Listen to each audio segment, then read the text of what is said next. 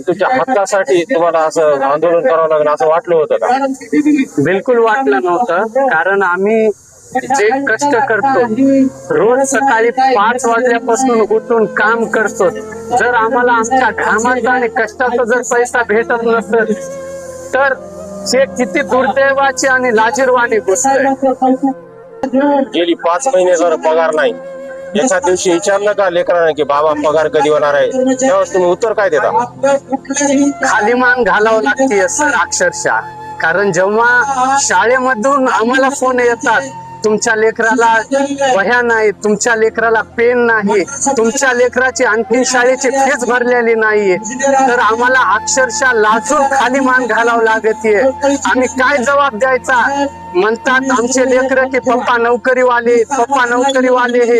सर्व जनता म्हणते की तुम्ही नोकरीवाले असून तुम्ही आमच्या शाळेची फीस का नाही भरू शकत? तर आम्ही काय जबाब द्यायचा आमच्या लेकराला? कारण आम्ही कुठूनच फीस भरू शकत नाही. आम्हाला व्याजानं अक्षरशः इकून तिकून सावकारून पैसे आणून आम्हाला कसं तरी आम्हाला आमच्या पोटाची खळगी भरावं लागत आहे सर. शाळेची फीस, औषधी, किराणा यापैकी तुम्हाला अशी कोणती गोष्ट आहे की ती असहाय्य करते, ती ही गोष्ट नाही आपल्या घरात म्हणून त्या पगार नसल्यामुळे? आता आमच्या आईचं दुखत आहे, कारण जेव्हा त्याचा दवाखान्याचा प्रश्न येते तर मी नाईलाजानं आम्हाला घरात आमच्या आईला बसवावं लागत आहे. कारण त्यांना कुठली डोक्याची कोणती गोळी जर दुखू लागलं तर मला किराणा दुकानावरून आणावं लागते अक्षरशः गोळी 2 रुपया 3 रुपयावाली, आणि ती गोळी देऊन त्यांचा आजार कुठंतरी असा बरा होईल या आशेवर बसतो.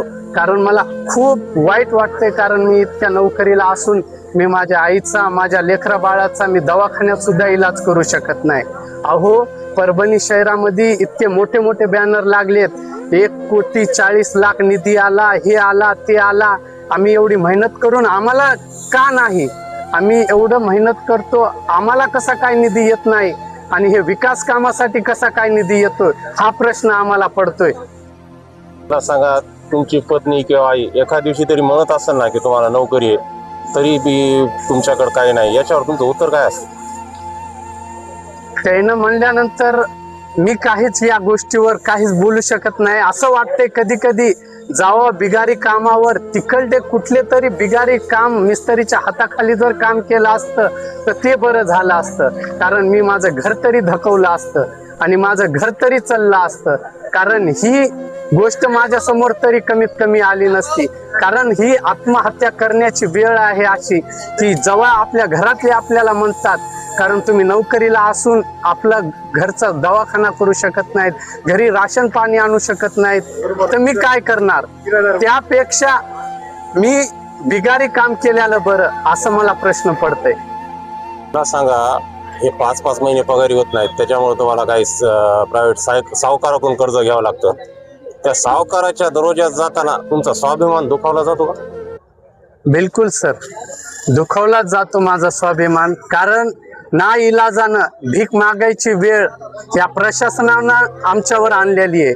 कारण आमची वेळेवर पगार नसते, आज 6-6 महिने पगार नाही, तर आम्ही करायचं काय, खायचं काय? हे स्वाभिमान आमचा एक कुठेतरी मुठीत ठेवून सावकाराकडे आम्हाला जावं लागतं. लाजीरवाने पण म्हणणार आम्हाला त्याच्याकडून 10%, 20% पैसे घेऊन आमचं घर धकवावं लागतं.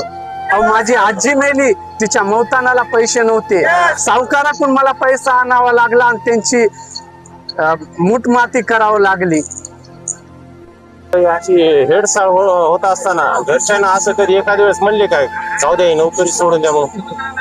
हो बिलकुल, कधी कधी घरच्यांनाच सोडा, स्वतः मला असं वाटलं की घरच्यांना म्हणण्यापेक्षा मीच कुठंतरी रिक्षा चला, बिगारी काम करा, मिस्त्रीच्या हाताखाली जावा, कमीत कमी रोज तरी माझ्या लेकराला घरच्याला खायला तरी भेटल, माझा दवाखाना तरी कुठंतरी दवाखान्याला 4 पैसे भेटतील. कारण ते दुःखाची गोष्ट तरी माझ्या जीवनात पुन्हा येणार नाही.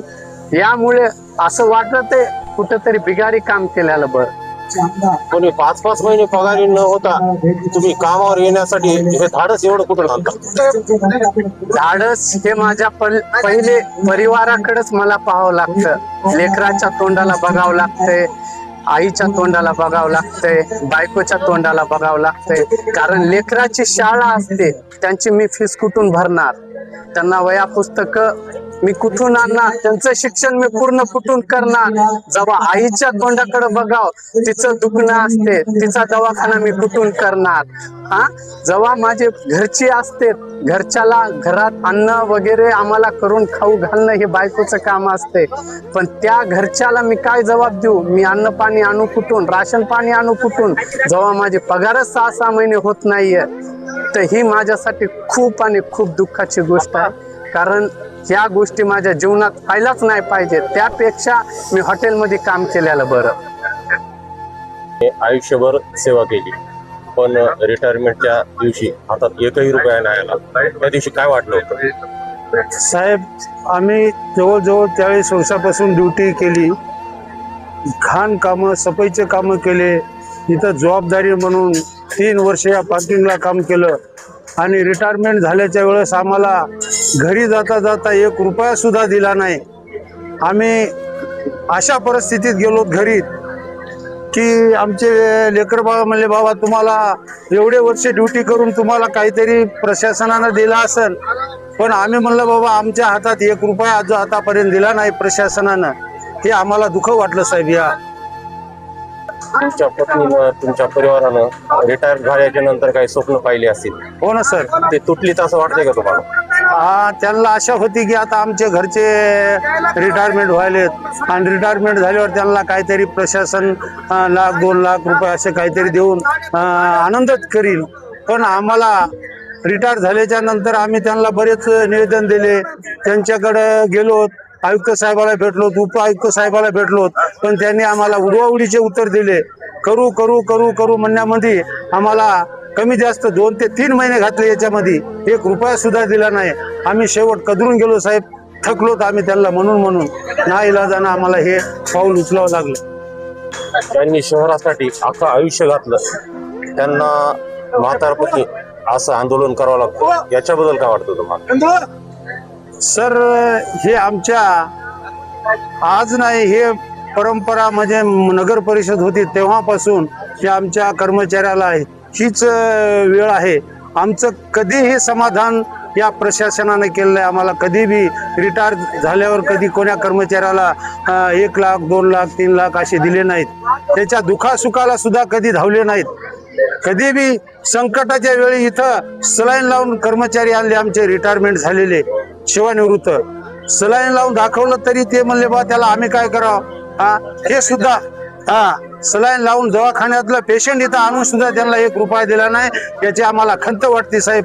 त्या प्रशासनानं आमच्यावर एवढा अन्याय करू नये कर्मचाऱ्यावर. कारण आम्ही शहराची स्वच्छता करतो, साफसफाई करतो, पूर्ण शहराला पाणी पुरवठा करतो, सुंदर शहर असं म्हणून या कर्मचाऱ्याला ओळखल्या जातो.